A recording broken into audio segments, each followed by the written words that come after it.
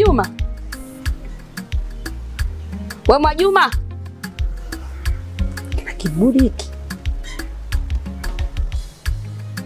We Mwajuma, mimi sinakuita.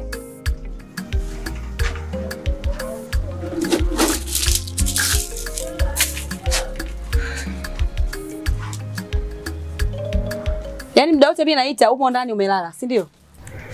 Nimepumzika tu mama. Hiyo habari ya kulala huko ndani mimi ngoja nikomeshe. Iko hivi. Kuanzia leo utaanza kufanya kazi. Mimi nimekutafutia kazi ya kufanya.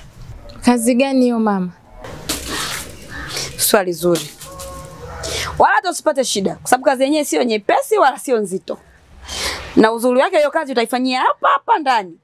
Wateja watakufuata hapa hapa. Sasa mama, nitafanya kazi gani hiyo na unajua kabisa mimi sijasoma? Hivi unadhani mimi ni pungwani sina akili? Nikutafutie kazi ambayo haiendani na elimu yako? Najua kiwango chako vizuri na najua kwenye hiyo sekta ambayo mimi nakupa hiyo kazi unaiweza kiufasaha. Najua kiwango chako cha uchezaji. Sawa mama, kwa uzuri tulia, wateja watakufuata hapa nyumbani. Sasa kazi gani hiyo mama? Kazi gani hiyo mimi nitafanya? Sawa bana, basi sawa mama. Wewe utake usitake utafanya kazi. Utaki kufanya kazi nyumbani kwangu silali na vilaza.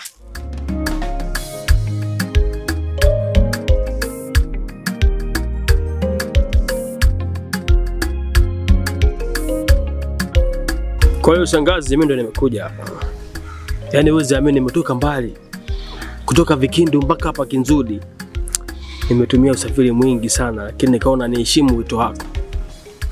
Lakini na swali moja, je, ile mali iko safi au ndo ile mradi?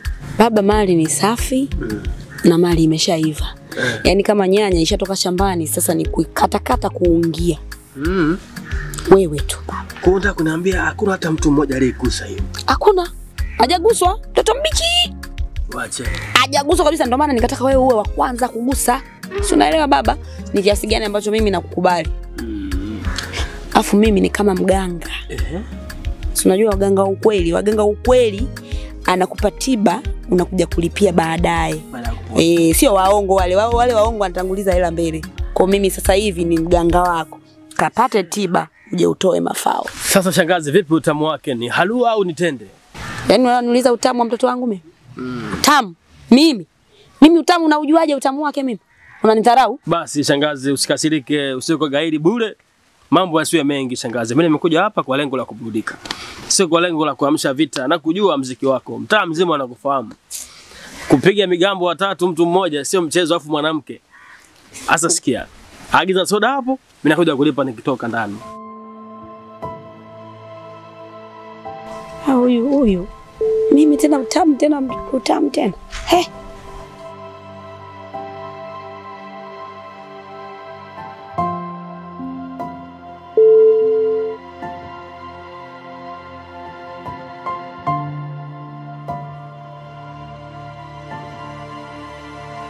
Sikiliza nikwambie we kaka. Yaani hii kazi ninavyoifanya sio kwamba ninapenda. Ninafanya tu kwa sababu ya kumridhisha mama yangu. Imagine wewe ungekuwa una mtoto wa kike anafanyiwa hivi, ungejisikiaje?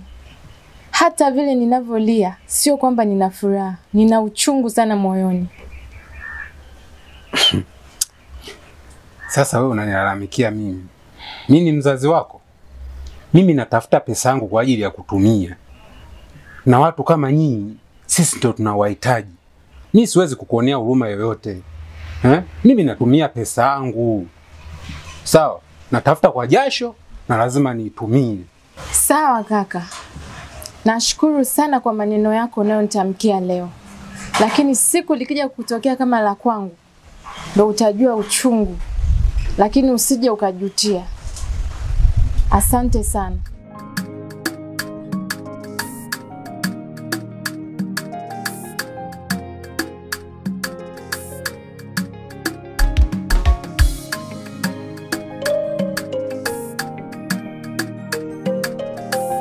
Baada mlalamikia mzazi wako na nilalamikia mimi. Wanakuambia siku zote asiyefunzwa na mama yake atafunzwa na ulimwengu. Mimi natumia pesa yangu, unaniambia mimi neno kama hili? Mimi itanisaidia nini sasa? Wewe vipi? Kija na kandamiza tena. Ona filmu itakuonea huruma. Mimi sioni huruma.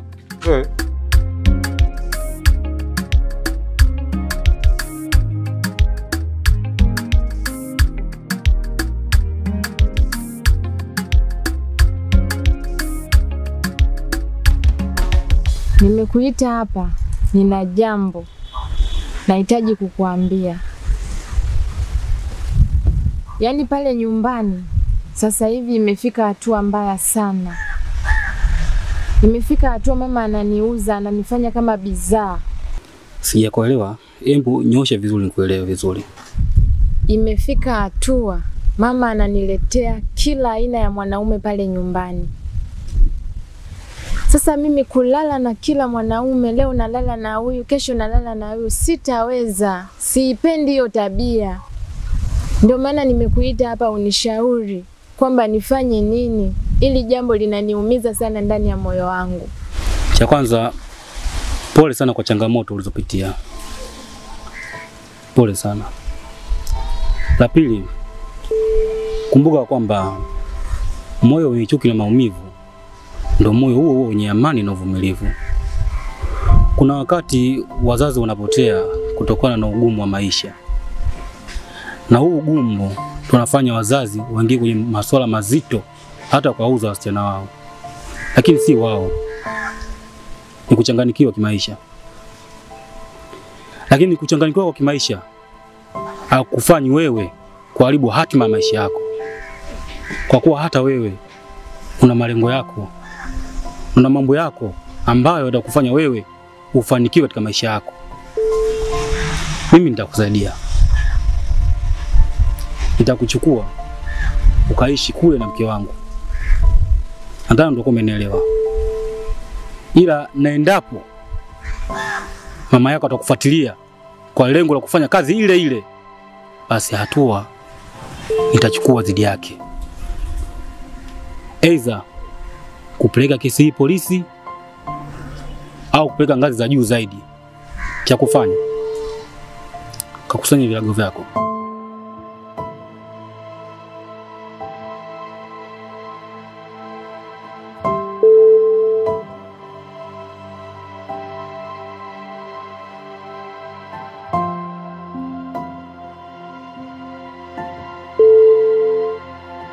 Kwa hiyo shangazi, mimi nimekuja hapa najua kila kitu kipo fresh, kwa hiyo nikabidhi tu mwanamwali niondoke naye.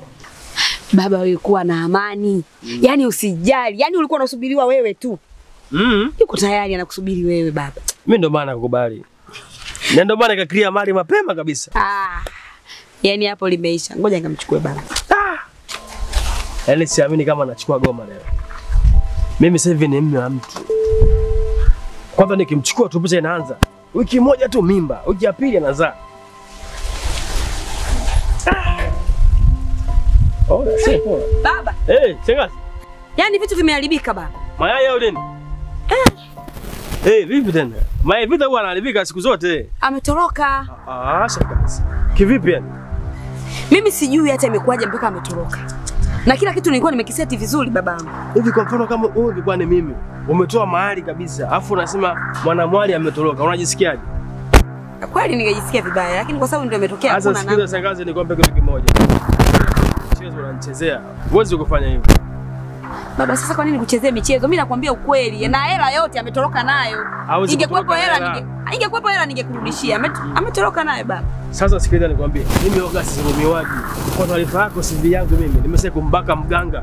Aliniagulia nikapona, sikupona.